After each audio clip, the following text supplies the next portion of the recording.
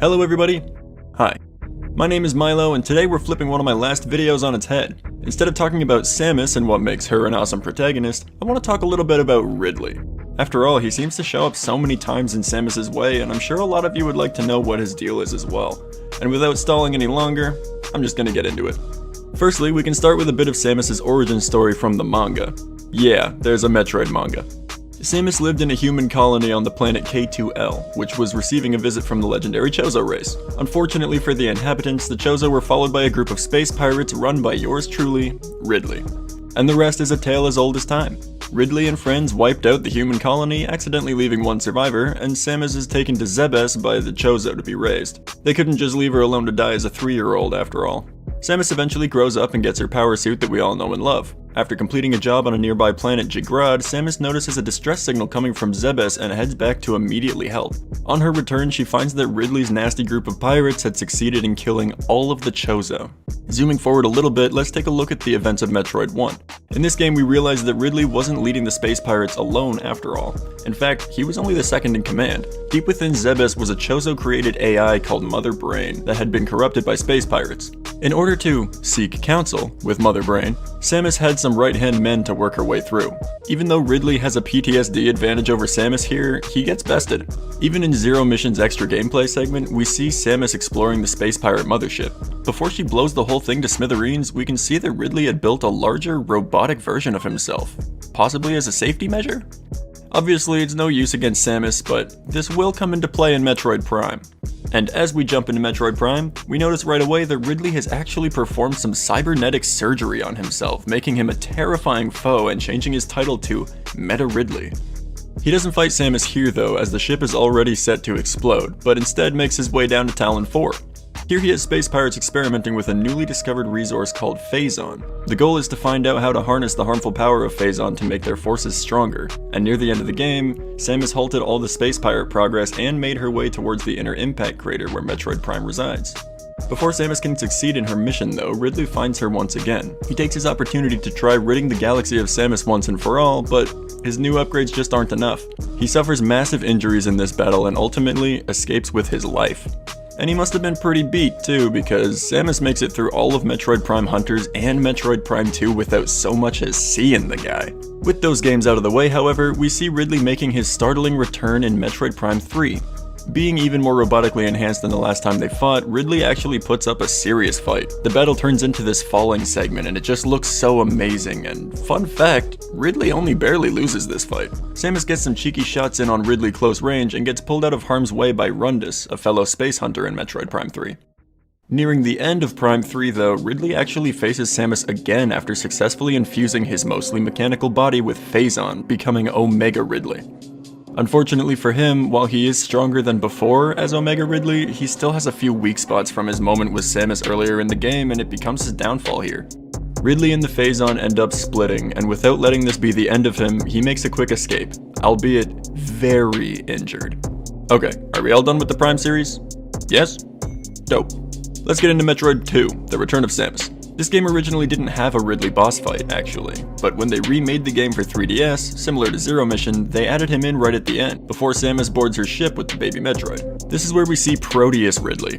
He is now almost entirely made of metal. At this point, Phazon didn't work out for him, and Ridley is trying at a last-ditch effort to get his hands on a Metroid that he can control. Possible side effects of a dead Samus are also hard for him to pass up, you know? Long story short, Ridley wasn't prepared for this fight. Being that he's not even fully recovered from his battle in Metroid Prime 3, he just stuffed himself full of more mechanical upgrades hoping he could get the job done. That being said, he doesn't get the job done, and loses to Samus once again. Over in the events of Super Metroid, however, Samus leaves the baby Metroid aboard the Ceres space colony to be looked after by scientists. Once she takes her leave from the colony, a distress signal goes off right away and she turns right back around. Ceres has been attacked by space pirates, no surprise there. Samus knows what they want and beelines it straight towards the baby Metroid, but when she arrives, it's already too late. Ridley steals the baby Metroid and actually escapes successfully. There are a few things that are so special about this moment for Ridley. A, he actually beat Samus to the punch and got his hands on a surviving Metroid. And B, he did it all while stripped of his cybernetic upgrades. I know Ridley appearing in his normal form here could be due to when this game came out, as it's only Ridley's second appearance, But I'd like to believe that he just said, to hell with these upgrades, I can't beat Samus with them anyway, so it's time to rocket vanilla and see what I can do. Anyways, Ridley travels back to the ruins of the Zebes space pirate base and starts trying to conduct experiments. As we can see later in this game, this Metroid did not play nice with its new captors, and actually managed to escape. Of course, Ridley is trying to keep everything under control, but Samus does eventually show up to rain on his parade. He's bested by Samus once again in the same fashion as the first time that they'd truly met. And Ridley is left in the base to explode with all of planet Zebes after Samus leaves. Wow, I honestly thought he would have a little more persistence than that. Okay, the Galactic Federation can't sit still. They just collected some DNA from Ridley off of Samus's armor without her knowledge and began experimenting to see if they could clone Ridley and get him to work for the Galactic Federation. But playing with fire is never a good idea. Once this clone reaches its full adult stage, Samus is once again tasked with taking out her nemesis from beyond the grave. I know what the hive mind opinion is on Other M, okay? And I'm not saying it's a great game, especially because I haven't played it through myself, but I will definitely say this Ridley fight is the most climactic, most action-packed fight yet. Maybe it's just that the visuals are so good and the gameplay actually sucks, but I don't care. I love rewatching this fight every time I see it. Ridley's cloned self actually seems like he can take on Samus much better than his original ever could. Even after he collapses, he takes some final attempts at killing Samus before dodging her own attacks and leaving the facility. Unfortunately, once he's left the facility, he's killed off-screen by the Queen Metroid that serves as the final boss of this game. That's how strong she is, I guess. Holy shit, what a legacy this character's had. So many cybernetic additions, all just to come back in his base form, and then he gets cloned into a younger, stronger body and almost kills Samus in the afterlife? What a badass. He definitely deserved getting his spot in Smash Bros. Okay, that's not all. Ridley is dead and so is his clone, but there is one more appearance that we have to go over. In Metroid Fusion, we can see that Ridley's lifeless body has been transported from Other M's Bioweapon Research Center into the Biologic Space Laboratory that we explore in this game. But because Metroid Fusion deals with the rapidly multiplying X-Parasite getting into every facet of the ship, Ridley's corpse is actually infected and effectively duplicated by the X. This is our final encounter with the Purple Dragon, now named Neo Ridley. Of course, it doesn't really count towards Ridley's personal journey, as the X is fully controlling that new body, but it would be a crime not to talk about it in this video.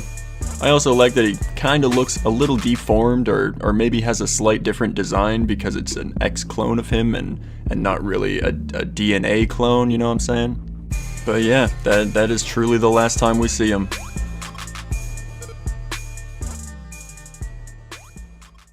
Well everybody, that's today's video. I hope you all enjoyed it, and if you'd like to see more content like this on the Metroid series, I'd be happy to do some more. I've been crazy deep in the Metroid series lately, and in my last video about it, I mentioned I hadn't beaten any of the 3 Prime games. Well, I'm proud to announce that I'm currently finished with about 1.5 of them. Still making my way through number 2, but by my next Metroid video, it's likely I'll be done with that game already as well. Anyways, if you'd like to keep up to date with me and my content, feel free to subscribe. It's a free way to make my day, plus you can always unsub if that's what you really want. As for now though, my name is Myloe, and I'm out.